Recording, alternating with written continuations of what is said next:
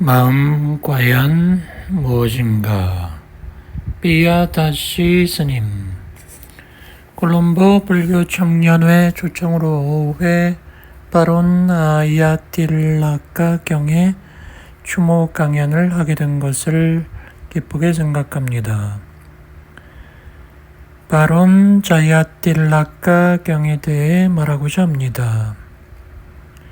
경은 돌아가신 1944년까지 46년간 청년회 회장으로 일했습니다. 설립 초기의 고난 속에서도 후원자나 친구들 도움 없이 혼자 협회를 키워냈습니다.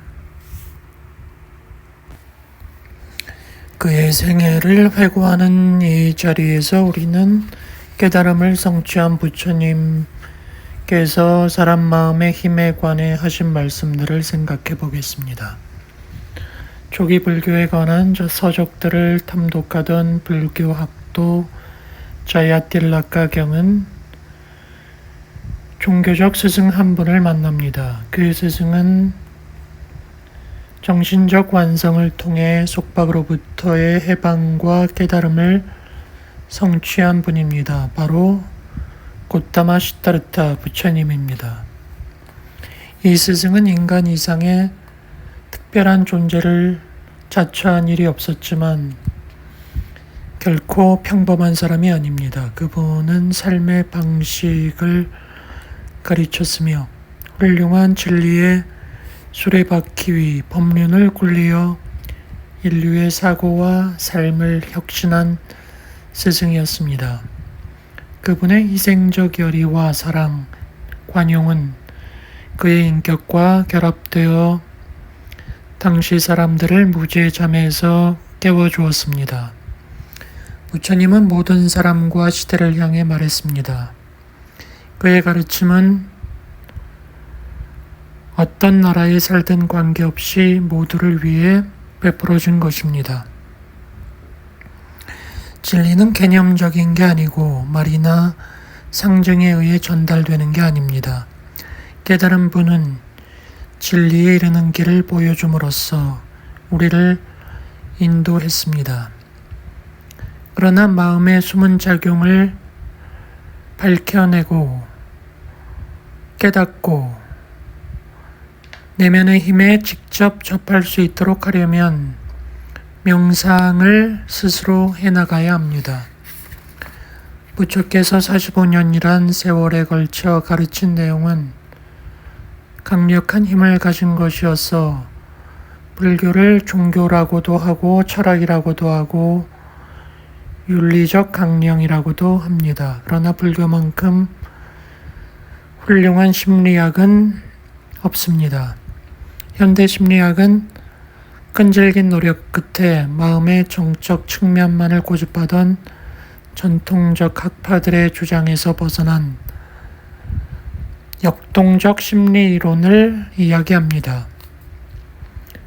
오늘날 많은 학자들은 인간 마음의 역동적 성질을 받아들이고 있습니다. 불교도는 종교가 무엇이며 종교의 기원은 무엇인가 하는 근원적인 문제마저도 형이상학적으로 다루지 않고 심리학적 문제로 다룹니다. 불교도에게 종교는 피조물의 선악을 상벌하는 신에 대한 두려움이 아닙니다. 두카의 경험에서 비롯된 심리학적 관심인 바 여기서 고란 일상에서 느낄 수 있는 괴로움인 것입니다. 불교의 내용을 고찰해 보면 부처의 가르침은 여타 종교와 다르다는 것을 알게 됩니다. 불교도 종교성이 있습니다만 인류학자들이 쓰고 있는 것과 같은 뜻에서라면 불교는 종교 속에 포함될 수 없습니다. 불교는 심리학입니다. 마음의 복잡한 작용들이 불교에서 자세하게 다루어지고 있습니다. 어떤 이는 물을 것입니다. 불교는 현대 심리학과 연관이 있느냐라고. 있습니다. 그러나 차이가 있습니다. 불교는 분석적인 면보다는 치유적인 면에 관심을 두고 있습니다. 우리가 지성을 넘어서서 삶 자체를 경험하도록 도와줍니다. 부처님은 명상을 통하여 누구나 마음속 깊이 앓고 있는 병들을 발견했던 것입니다. 마음이 벌이는 일들을 통찰하고 있었기에 부처님은 훌륭한 심리학자였던 겁니다. 부처님이 인간의 정신생활에 관한 진리들을 찾아낸 방법은 지금도 여전히 진실이며 여러 과학자들에 의해 더욱더 확증되어 가고 있습니다. 그러나 목적에 관한 한 불교는 과학과 다릅니다. 마음과 물질의 성질에 관한 부처님의 설명은 오로지 인간의 해탈, 속박으로부터의 해방을 위한 것입니다. 인간 행동의 발생 과정에서 우리 내면 생활이 차지하는 결정적 역할을 주목한 것입니다. 기독교 바이블은 신이 하늘과 땅을 창조했다라고 하는데 불교의 바이블인 법구경은 마음이 모든 것에 앞선다, 마음이 모든 것을 지배하고 창조한다라고 되어 있습니다. 부처님은 해탈 체계에서 마음에 가장 큰 비중을 두었던 것입니다. 너 스스로 필요한 노력을 쏟아 자신의 해탈을 성취하도록 하라. 부처는 다만 그 길을 일러줄 뿐이다. 라고 법구경에서 말했습니다. 마음의 자유라는 이상을 이해할 수 있으려면 마음의 중요성부터 알아야 합니다. 사람 마음의 중요성에 대해서 이해가 없으면 자유를 수호해 나가야 할 필요성이 왜 절실한지 알 수 없습니다. 마음의 힘은 어떤 것보다도 강력합니다. 이 힘이 성장하는 것을 방해하려 든다면 그것은 잘못된 길입니다. 마음의 힘을 철저하게 이해한 사람은 부처님이 최고였습니다. 불교는 물질세계를 부인하지 않습니다만 물질세계가 정신생활에 미치는 영향력을 인정하면서도 사람 마음의 중요성을 강조합니다. 어떤 제자가 물었습니다. 이 세상은 무엇에 의해 인도되고 있습니까? 무엇이 세상을 이끌어가고 있습니까? 모든 것을 지배하는 한 가지 법은 무엇입니까? 부처님이 말했습니다. 세상은 마음에 의해 인도되고 마음이 세상을 이끌고 있고 모든 것이 마음이란 한 가지 법의 지배하에 있다. 마음 또는 식이 우리 존재의 핵심이라는 것입니다.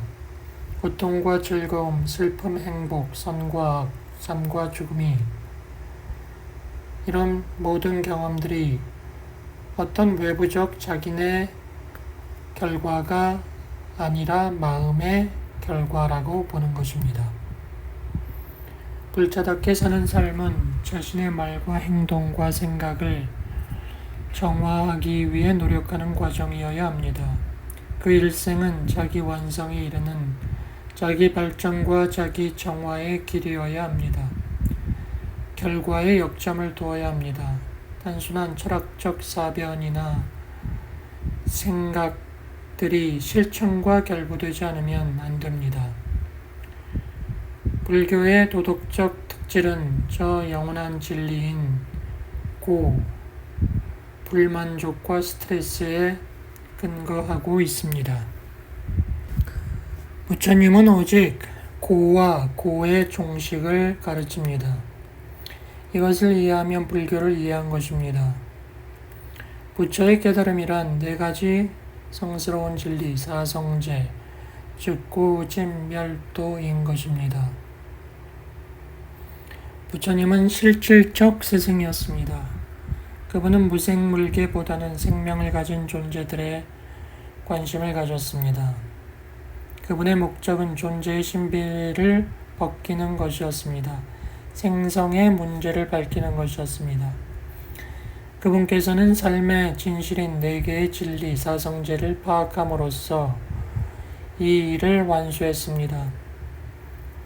그리고 제자들에게 고의 문제를 삶의 보편적 현실 문제로 설명하여 사람들이 고의 힘을 느끼고 확인하게끔 했습니다. 그분께서는 자신이 무엇을 설명하지 않는지 분명히 밝힙니다. 이 세상에서 벌어지는 일들을 바르게 보는 사람이라면 삶의 관심사는 뚝가, 즉 불만족, 스트레스로부터 행복을 얻는 것일 것입니다. 그런 사람은 다음과 같은 질문들로 참된 지식 여부를 가릴 것입니다. 이 배움은 정신적 평화와 고요함, 행복을 얻는 데 도움이 되는지 아닌지.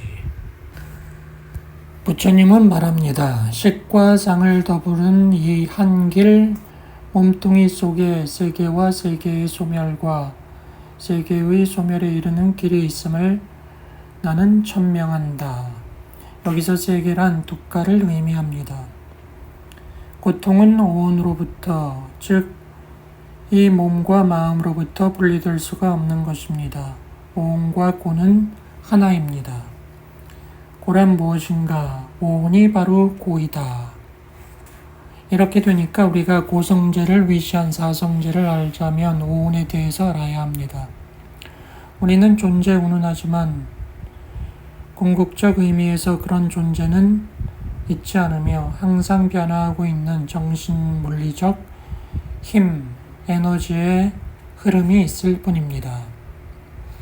이들 힘, 에너지는 덩어리를 이루고 있고 우리가 존재라고 부르는 것은 변하고 있는 5가지 덩어리에 불과한 것입니다. 사람이라는 존재는 마음과 몸의 정신 물리적 결합체, 나마루파, 명색입니다. 먼저 마음은 그 구성 요소를 4개로 분류할 수 있으니 첫째, 느낌, 수, 둘째, 인상, 심상, 관념, 상, 셋째, 정신적 형성, 행동지향적 관념, 행, 넷째, 식입니다. 사람에게 있는 비물리적 요소인 이 4개의 정신적 덩어리를 한데 모아 마음, 명이라고 합니다. 여기에 물리적 요소인 몸, 색을 합쳐서 오온이 이루어집니다. 오온은 하나의 개체를 이루어 사람이라는 존재로 나타납니다. 불교 심리학을 연구하다 보면 마음과 두뇌가 하나인지 둘인지를 생각하게 됩니다. 마음과 두뇌 간의 관계가 밀접한 것은 사실입니다. 정신활동은 뇌 전하와 연관되어 있습니다. 그러나 마음은 조작할 수 있는 게 아니며 오관으로 판별할 수도 없습니다. 그것은 물리적 영역을 벗어나 있습니다. 우리는 마음의 성격과 구조와 작용을 짐작할 뿐입니다. 그러나 두뇌는 다릅니다. 두뇌의 위치와 구조와 작용을 설명할 수 있습니다. 마음이 외부 영향을 안 받는 건 아니지만 다른 요소의 지배하에 있지 않고 오히려 다른 요소의 주인입니다. 사람이 진리를 추구하고 내적 의미를 파악해서 비밀을 알 수 있는 것도 마음이 사물의 주인이기 때문입니다. 물질에는 4대가 있으며 사람의 몸은 4대로 되어 있습니다. 4대는 경고성, 유동성, 열, 운동입니다. 지수, 화풍뿐 아니라 그 이상입니다. 간략하게 말해서 경고성은 팽창의 요소이고 수, 유동성은 응집의 요소입니다. 화, 열기는 온기의 요소입니다. 풍은 운동의 요소입니다. 대상에 따라 네 요소 간의 정도의 차는 있지만 모든 물질 대상은 4대로 되어 있습니다. 4가지 비물질적 요소, 사람의 정신과 정서의 전개 과정은 마음에 포함됩니다. 마노, 찌tta, 비냐나라는 말에 해당합니다. 이 가운데 비냐나를 식 혹은 인지식으로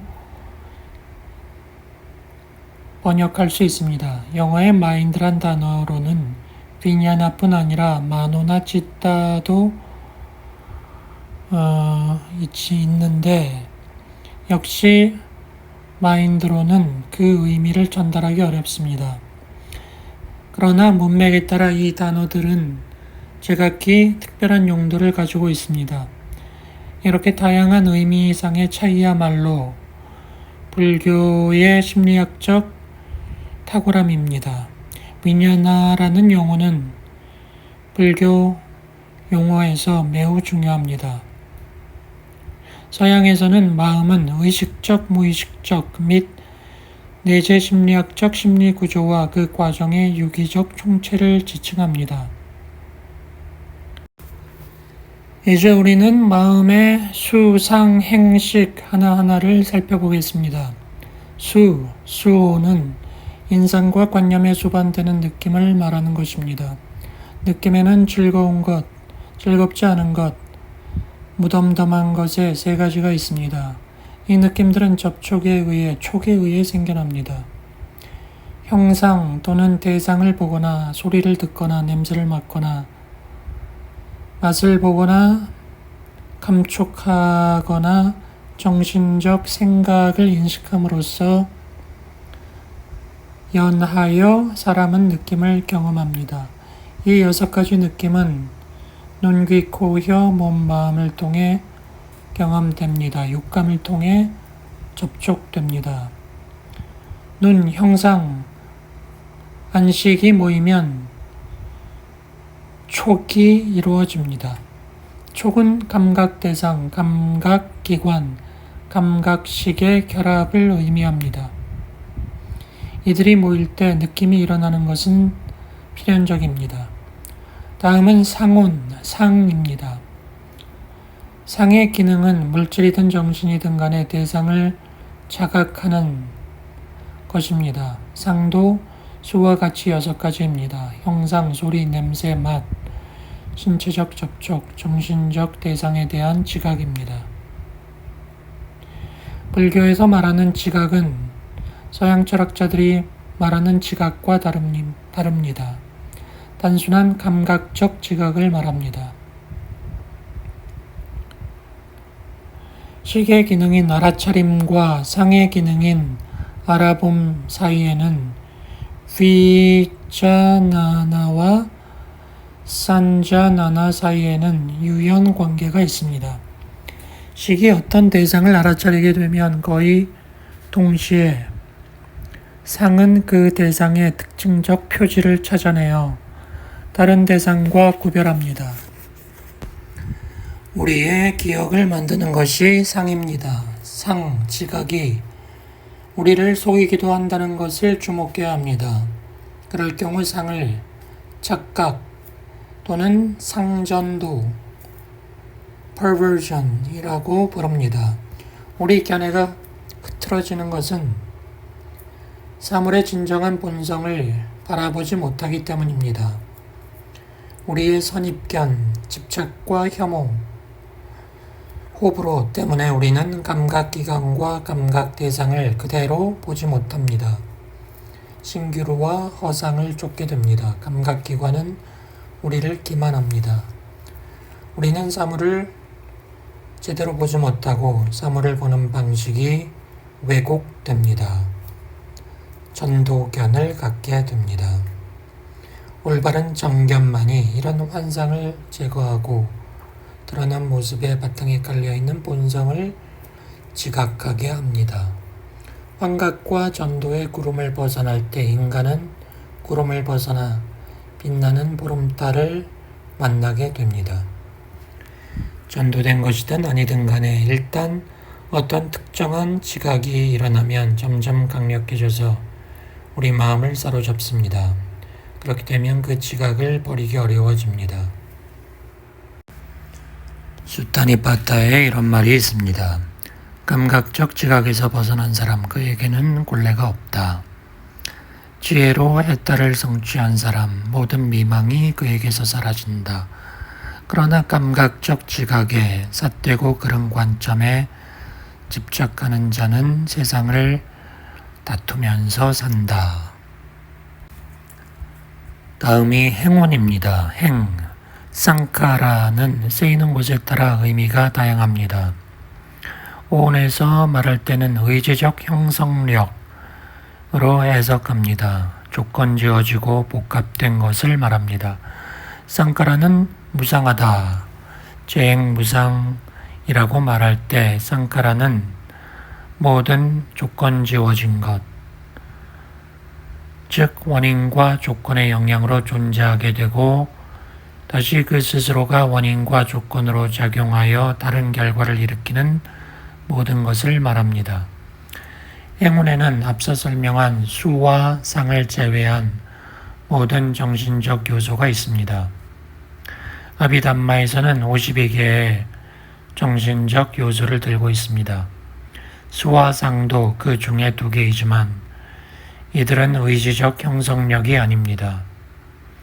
나머지 50개가 정신적, 의지적 형성력인 쌍카라로 알려져 있습니다. 의지는 정신 영역에서 결정적 역할을 합니다. 식권은 사람을 구성하는 오온 가운데 가장 중요합니다. 식은 기능이 뭘까요? 수상, 행과 같이 식 역시 형태가 6가지이며 그 기능도 다릅니다. 각 기능은 독자적 기반을 가지고 수행됩니다. 우리의 느낌은 감각기관과 외부 세계와의 접촉을 통해 경험됩니다. 정신적 대상을 인지하는 마음이라는 기관은 외부 세계를 인지하는 다른 5기관처럼 만질 수 있는 것이 아닙니다. 눈은 세계 또는 가시적 대상을, 귀는 소리를 인지합니다. 그러나 마음은 생각의 세계를 인지합니다. 마음이 생각이나 관념의 세계에 도달하면 마음이라는 기관은 단순한 기능적 역할에 그치지 않고 정신 영역의 지배자가 됩니다. 대상을 알아차리는 것은 식입니다. 식 없이는 감수성이 민감해도 어떤 대상도 경험하지 못합니다. 눈과 형상과 안식이 모여야만 촉이 이루어집니다. 촉에서 수가 오고 수에서 애가 오고 이런 식으로 연기법이 진행됩니다. 식이 감각기관과 그 대상의 상호작용을 통해 생긴다는 말이 결코 식이 순전한 물질인 감각기관과 대상에 의해 만들어진다는 뜻은 아니라는 것을 알아야 합니다. 식은 단순히 물질의 부산물에 불과하다고 믿는 유물론자의 이론은 맞지 않습니다. 식의 기능은 대상을 알아차리는 것입니다. 사람 눈이 가시적 대상과 마주치더라도 알아차림이 없다면 우리는 대상을 의식하지 못합니다. 식은 조건 지어진 것이며 변하게 됩니다. 따라서 식은 물질과 대립하는 정신 또는 영혼이 아니고 물질의 소산인 투사도 아닙니다. 식의 개념은 중요하지만 식의 모든 측면을 이해한 사람은 많지 않습니다. 사람들은 식을 오온의 하나로 감각 대상을 알아차리는 것 정도로만 이해합니다. 식에 대한 깊은 해석, 그것이 안고 있는 넓은 면모들은 간과합니다. 식의 개념을 윤회설의 측면에서 검토하면 존재 형성 과정에서 식이 매우 중요하다는 것을 알게 됩니다. 연기법을 보면 행 다음에 식이 나옵니다. 전생의 업에 의해서 금생의 의식 생활을 조건받게 된다는 것입니다. 이와 같이 식이 하나의 단일 존재 바바에 귀속하는 의식의 흐름 중 최초의 것이므로 재연결식 또는 재생식이라고 부르기도 합니다. 이에 반해 상카라는 업이라는 형태로 재생을 일으키는 원동력입니다. 우리는 상카라와 비나나라는 두 정신적 요소가 벌이는 역동적 작용의 중요성을 알아야 합니다. 상카라는 업을 의미하고 그러므로 몸과 말과 마음으로 짓는 일체의 행위, 선한 행위와 악한 행위가 업이 됩니다. 이 행위들이 불러일으키는 반응이 재생의 동기가 됩니다. 따라서 행은 다음 생에서 새 인격을 좌우하는 그 부분의 식을 결정짓는 것입니다. 우리가 생이라고 부르는 것은 이미 언급한 오온이 기능하고 있음을 말합니다. 에너지나 힘에 불과한 명과 색이 기능하고 있는 것입니다. 이들 에너지는 어느 한순간도 그대로이지 않고 변합니다. 그렇기 때문에 명과 색이 합류하는 그 속에 항구적인 것이라고는 없습니다. 장성한 남자는 어린 시절의 그 사람이 아니며 그렇다고 생판 딴 사람도 아닙니다. 밀접한 연속 상태라는 관계성이 있습니다. 마음과 몸의 정신적 에너지와 물리적 에너지의 합류 현상은 죽음으로써 사라지는 게 아닙니다. 어떤 에너지도 사라지지 않기 때문입니다. 다만 변화를 겪게 됩니다. 합류 현상은 새로운 조건 속에서 다시 자리 잡게 되는 것입니다. 이것을 재생, 재유라고 합니다. 업의 전개는 끊임없는 연속성상에서 미래의 생을 조건 지어 나가는 현생의 에너지입니다. 바로 앞에 전생에 속하는 최후 순간의 식, 사식, 사심이 있습니다. 그 식이 사라지면 곧바로 그 식에 의해서 조건 지어진 금생의 첫 순간의 식이 생깁니다. 이 식을 재연결식 혹은 재생식이라고 부릅니다. 새로이 시작된 개체의 정신생활의 첫 움직임입니다. 금생의 마지막 심찰라가 내생의 최초의 심찰라를 만듭니다. 이 같은 방식으로 식은 존재에 들어왔다가 새로운 식에 자리를 내주고 사라집니다. 식의 흐름은 지속하다가 마침내 존재를 이야기하는 근본 원인이 근절되어 존재가 끝날 때에야 멈추는 것입니다. 근본 원인이란 탐진치입니다. 존재란 살려는 의지로서의 식 그 자체입니다. 재생식을 가리키는 팔리어 파티산디 비냐나는 아비담마에만 나오는 용어로서 그 풀이도 아비담마에 대한 주석서에만 있습니다. 파티산디는 재연결, 재결합을 뜻합니다. 그 식은 한 존재를 후속 존재에 연결시키는 노력을 하기 때문에 재결합식이라 불립니다. 재생식은 재생시에 존재하는 이숙식입니다. 즉 선악의 인이 시간이나 세대를 뛰어넘어 과를 숙성시킨다는 뜻에서 이숙이고 과거의 업이 초래한 결과로서의 식이란 뜻에서 이숙식입니다.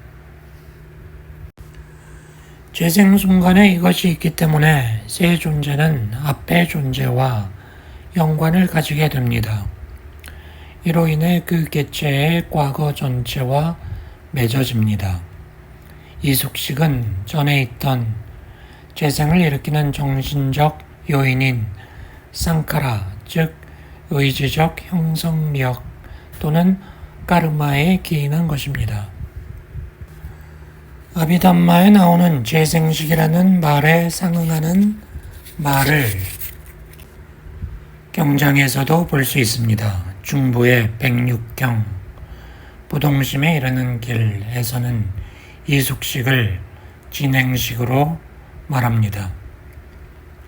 한 생에서 다음 생으로 이숙하며 나아가는 것으로 말합니다. 다음 생으로 진화하는 식인 것입니다. 그러나 이러한 식도 불변의 존재가 아닙니다. 식에 의지하여 명색, 즉 정신물리적 존재가 일어납니다. 식은 또 한편으로는 명색에 의해 조건지어집니다. 이렇듯 식과 명색은 의존적이며 그들이 함께 새로운 존재를 이룹니다. 중부 38경 가래의 멸진에 이르는 큰 경이 지적하듯이 존재의 잉태는 세 가지 요인의 동시 발생에 의해 실현됩니다. 아버지 어머니가 결합하고 어머니가 수태기에 있고 간다파가 있을 때 생명이 심어집니다. 제3의 요인 간다파는 식 또는 연결식이나 진행식을 말합니다. 간다파는 자궁에 들어가려 하고 있는 존재입니다. 그 상황에서 태어나려는 존재, 유정이 업이라는 역학적 구조에 의해서 내몰리고 있다는 말입니다. 불교 심리학이 말하는 바왕가에 대해서 살펴보겠습니다. 바왕가 찌따 혹은 바왕가 소타라는 것이 있습니다. 이것은 서양의 무의식 개념과 비슷합니다. 아비담마에서는 두 가지 형태의 마음, 위티치타와 바왕가치타를 말합니다. 위티치타는 의식 수준에서 일어나는 사유 과정입니다. 바왕가치타는 깨어있을 때나 꿈이 없는 깊은 숙면 상태에서나 똑같이 작용하며 따라서 의식 수준의 밑면에서 기능하는 것입니다. 일종의 잠재의식, 무의식입니다. 바와와 앙가의 합성어인 바왕가는 존재의 지속을 위해 불가결한 조건입니다. 생명 연속으로 라이프 컨티뉴움 정도로 해석할 수 있습니다. 바왕과 치타가 존재하는 까닭에 식이 끊기지 않고 흐르는 것입니다. 여기에 태어난 현재의 생이 맨 처음 시작되는 삶이고 죽음이 삶의 진정한 끝이라면 인생사를 두고 골머리를 썩일 필요가 없을 겁니다. 우주에 존재하는 도덕적 질서는 아무런 의미도 없을 겁니다. 심리학적인 관점에서 연구해야만 되는 부처님의 두 가르침이 업과 재생입니다. 업은 존재의 운명을 모양지우고 다시 태어남을 초래하는 도덕적 인과율입니다. 그것은 의지의 작용, 의지가 촉발하는 행동입니다. 부처님은 이렇게 말합니다. 의지의 작용이 업임을 나는 천명한다. 의지를 지녔기에 사람은 말과 생각과 행동으로 행동하는 것이다. 즉, 의지의 작용은 선이든 악이든 우리의 모든 활동을 결정짓게 됩니다. 업은 작용이자 씨앗입니다. 업이 초래하는 반작용, 결과, 결실은 업보입니다. 의지작용은 좋을 수도 있고 나쁠 수도 있으며 의지작용이 빚는 행동은 그것이 초래하는 결과에 따라서 선업도 되고 악업도 됩니다. 작용과 반작용, 원인과 결과, 씨와 열매의 이 영속운동으로 지속되는 것이 바로 생성입니다. 유입니다. 존재라는 정신물리적 현상의 과정입니다. 사람은 몸과 마음으로 행동합니다. 행동은 반작용을 초래합니다. 가래, 타나, 우리의 갈망은 역시 마음의 한 요소인데 행위를 생기게 하고 행위는 결과를 낳습니다. 결과는 새로운 욕구를 가져옵니다.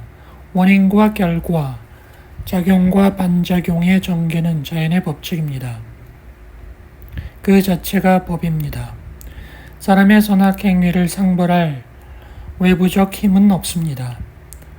사람은 좋은 쪽으로든 나쁜 쪽으로든 변하고 있습니다. 변화 자체는 피할 수 없지만 방향은 택할 수 있습니다. 이는 저 보편적 자연법인 에너지 보존의 법칙이 도덕적 영역에도 적용되는 것입니다. 심리학의 관점에서 보면 불교가 회개에 의한 죄의 사면이라는 관념을 수용하지 않음을 알게 됩니다. 불교에서는 잘못된 행동을 탓하되 이를 죄로 보지는 않습니다. 부처님은 중생의 잘못을 벌하고 선행을 상주는 법 제정자가 아닙니다. 부처의 법에 위반된다는 것은 없습니다. 어디까지나 행위를 한 자가 자기 행동에 책임을 져야 합니다. 행위의 결과로 고통을 맛보거나 즐거움을 누리는 것은 자기 자신의 일입니다. 선이든 악이든 모든 행동은 과보를 초래할 만큼 성숙되는 것은 아닙니다. 자신의 산업이 악업을 눌러버릴 수가 있으며 그 반대의 경우도 있습니다. 우리는 불교에서 말하는 업의 교의가 숙명론이 아니라는 것을 알아야 합니다. 부처님은 모든 것이 고정돼 있다라는 말을 하지 않습니다. 그렇다고 완전한 비결정론을 설하지도 않습니다. 불교에 따르면 업 또는 의지적 행동에 의존하지 않는 생은 존재할 수 없습니다. 업은 재생의 결과이며 재생 역시 업의 당연한 결과입니다. 태어남은 죽음에 선행하고 다시 죽음은 태어남에 선행합니다. 그래서 이 쌍은 앞서거니 뒤서거니 하면서 연속해 나갑니다. 오늘날 과학자에게 물질은 긴장 상태에 있는 에너지이며 실질적 내용이 없는 변화 그 자체입니다. 심리학자에게 정신은 고정된 실체가 아닙니다. 부처님께서 존재니 개인이니 하는 것은 물리적, 정신적 힘이나 에너지의 결합일 뿐이며 지속적 성격을 띤 변화라고 하였습니다. 그분은 현대 과학과 심리학을 이미 마스터한 것입니다. 개체란 이처럼 존재로 일어났다가 사라지며 한순간에서 곧바로 이어지는 다음 순간에도 같은 모습으로 있지 않고 계속 변화합니다. 이 정신 물리적 유기체는 그같이 부단한 변화를 겪지만 매 순간 새로운 정신 물리적 과정을 창출합니다. 그럼으로써 유기적 진행을 미래에도 해나가는 것입니다. 우리는 일생 동안 매 순간마다 이렇게 태어나고 죽는 것입니다. 우리가 지금 특권으로 여기는 삶이라는 지속적 변화 과정은 죽음으로 끝나는 게 아닙니다. 마음은 그 유동을 계속 지속합니다. 우리가 업력이라고 부르는 것은 마음의 흐름입니다. 그 힘, 살겠다는 의지력이 우리를 살아가게 합니다.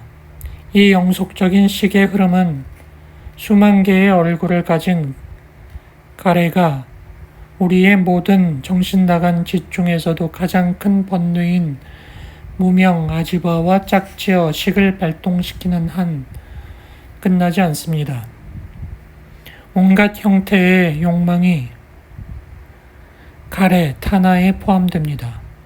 제2호의 원인인 탐욕, 색욕, 열망, 사랑 등등 가래를 나타내는 말들은 많은데 이 가래들이 바로 우리를 존재 형성 유로 끌어들이는 요인인 것입니다.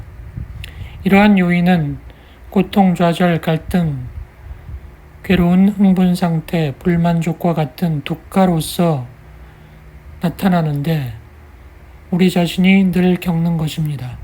존재들은 소유나 욕망 충족에 대한 갈구로 인해 생존이라는 바퀴에 묶이고 고뇌라는 바퀴살에 비틀리고 찢겨서 궁극의 해탈에 이르는 문을 닫아 걸어버리고 마는 것입니다. 욕망이야말로 세상의 적이니 생명을 가진 존재들은 욕망을 통해서 악과 인연을 맺기 때문입니다. 이 욕망은 비단 감각적 쾌락이나 부귀 영화에서 오는 즐거움을 말하는 게 아니고 관념, 견해, 신조 등에 대한 집착을 포함하며 이런 집착이 전 세계를 파멸로 이끌어 고통을 안겨다 줄 수 있습니다. 인간의 가래에는 세 가지가 있는데 마음은 이 세 갈래의 영향을 받아 행동하게 됩니다. 대상에 대한 가래가 감각적 즐거움과 연결될 때 이를 감관적 가래라고 합니다. 그것이 개인 존재의 영원성에 대한 믿음과 결합할 때 이를 존재에 대한 가래, 이유에 대한 가래라고 합니다. 바바타나라고 합니다. 이는 지속하려는 욕구, 영원히 존재하려는 자기 보존의 욕구입니다. 또 가래가 자아 소멸에 대한 믿음과 결합할 때 이를 무유에 대한 가래, 멸진에 대한 가래, 위바바타나라고 합니다. 이 세 가지 타나 가래는 프로이트의 에로스, 리비도, 타나토스의 개념과 상관관계를 갖습니다. 불교에 의하면 마음을 더럽히는 것이 많지만 그 중에서 모든 악의 원인이 되는 것은 욕망 또는 탐착, 로바, 증오 또는 악의, 도사, 미혹 또는 무지, 모하 이렇게 세 가지 삼독입니다. 이 셋은 사람을 행동하게끔 하는 원동력입니다. 삼독으로 인한 행동은 존재를 재생으로 이끕니다. 경에도 탐진치를 여의지 않고는 윤회를 면할 수 없다라고 말합니다. 삼독을 지우면 윤회를 벗어버립니다. 이제 그를 다시 생존체로 태어나게 하는 요인이 사라지게 됩니다. 그는 생성 과정에 완전한 종식인 열반을 이루게 됩니다. 그는 평범한 세속적 활동을 초월하였으며 세상에 존재하지만 이미 세상을 넘어서게 됩니다. 그가 하는 행동은 결과를 야기하지 않게 됩니다. 업으로 작용하지 않게 됩니다. 그의 행동이 삼독심에 의해 촉발된 것이 아니기 때문입니다. 그는 모든 악을 여의게 됩니다. 그에게는 동기를 유발하는 심층적 경향성이 없게 됩니다. 선과 악을 다 버리게 됩니다. 그는 과거도 미래도 현재에 대해서도 개의치 않게 됩니다. 세상사에 연연하지 않으며 그러므로 어떤 일도 문제가 안 됩니다. 그는 삶의 영고성쇠에 동요하지 않습니다.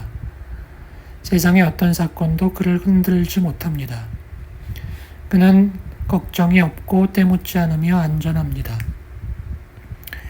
열반은 바로 이 삶 속에서 실현될 수 있는 경지입니다. 탐구심에 있는 사람이라면 이런 상태를 이해할 것입니다. 이런 경지야말로 아라한에게서만 찾아볼 수 있는 경지입니다. 부처님은 이렇게 말합니다. 불선법이며 불선법과 관계 있고 불선법에 속하는 것은 모두 마음에서 나온 것이다.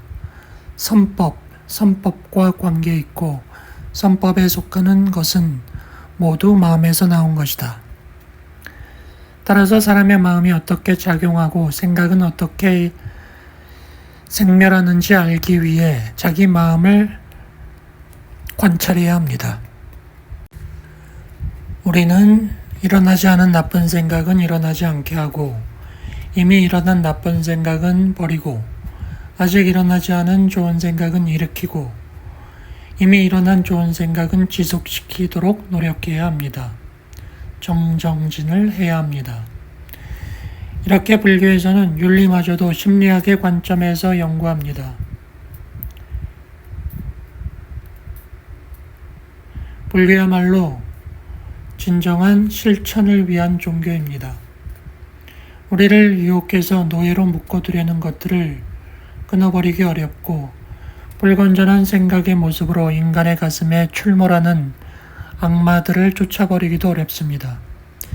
이들 악이 탐진치입니다. 끊임없이 마음을 단련해서 청정함을 성취하기 전까지 삼독을 패퇴시킬 수 없습니다. 단순히 외부의 사물을 포기한다든가 하는 것은 사람이 청정해지는 데 도움이 되지 않습니다. 자기 학대는 하나의 극단입니다. 감각적 탐닉도 역시 극단입니다. 이들을 피해서 중도의 길로 가야 합니다. 개정해 사막은 근본 가르침으로써 이들을 개발하면 정신면에서 낮은 수준에서 높은 수준으로 오르게 됩니다. 이들 개정해 세 가지는 수행을 한 결과로 얻어지는 서로 무관한 열매가 아니라 서로 연결되어 수행의 길을 이루는 필수 요소입니다. 모든 악을 버리는 것, 선을 개발하는 것, 제약막작 중선봉행, 자기 마음을 깨끗하게 하는 것, 자정기심, 이것이 부처님의 가르침이다.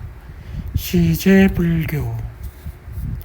이만하면 불교의 심리학적 측면은 충분히 다루었습니다. 결론을 맺으면서 저는 바론 자야틸라카 경의 일생담이 인간 마음의 힘을 실증하는 신뢰가 된다는 것을 얘기하고 싶습니다. 그의 삶에서 우리 모두가 배울 수 있는 교훈이 있다면 바로 불교가 제시한 길을 따라 우리 마음을 발전시켜 나가는 것이 가능하다는 확신일 것입니다. 불교도의 삶을 실천하면 당연히 얻게 되는 마음의 고향과 정화가 따르지 않는 단순한 아르마리 공부는 소용이 없습니다. 자야틸라카 경의 생애 그리고 그 생애에 고무된 이 강연이 인생의 매 구비마다 우리를 괴롭히는 모든 격정과 편견을 넘어서서 부처님이 강조한 저 고매한 삶의 영역으로 안내해 주도록 바랍시다. 우리 모두 더 높은 삶을 살아 행복을 얻기를 바랍니다. 자의심을 품어라. 연민의 마음을 가져라. 그리고 계율에 따라 절제하라. 활기차고 목표에 열중하며 용감하게 밀고 나아가라. 위험은 빈들거림 속에 도사리고 있다. 진지함은 안전하다. 이것을 너희가 안다면 팔정도를 닦아라. 그러면 너희는 접하게 되고 깨달음을 얻게 되리라. 네 자신의 것으로 만들어라 불사의 길을. 장로 개송집.